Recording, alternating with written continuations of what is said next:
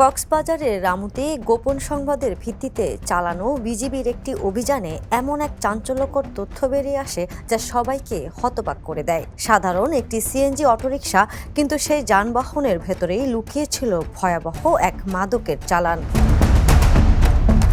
মরিচ্ছা যৌথ চেকপোস্টে border guard Bangladesh তল্লাশি জোরদার করলে বালুখালী থেকে কক্সবাজারগামী একটি সন্দেহভাজন সিএনজিকে থামানো হয়। প্রথমে চালক দাবি করেন তার গাড়িতে কোনো অবৈধ কিছু নেই, কিন্তু তল্লাশির পর ধীরে ধীরে উন্মোচিত হয় আসল সত্য।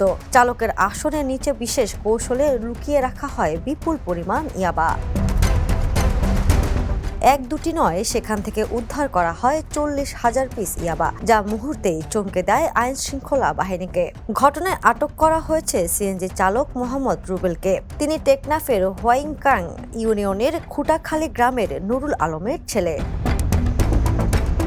বিজিবি জানায়, সীমান্ত এলাকায় মাদক পাচার ও চোরাচালান দমনে নিয়মিত অভিযানের অংশ হিসেবেই এই অভিযান চালানো হয়। আটক ব্যক্তির বিরুদ্ধে আইনগত ব্যবস্থা প্রক্রিয়াধীন রয়েছে এবং জব্দ করা হয়েছে মাদক পরিবহনের ব্যবহৃত সিএনজিটি। একটি সাধারণ যাত্রা যে এমন ভয়াবহ মাদক চক্রের মুখোশ উন্মোচন করবে তা হয়তো কেউই আগে থেকে অনুমান করতে পারেনি। National desk, the news.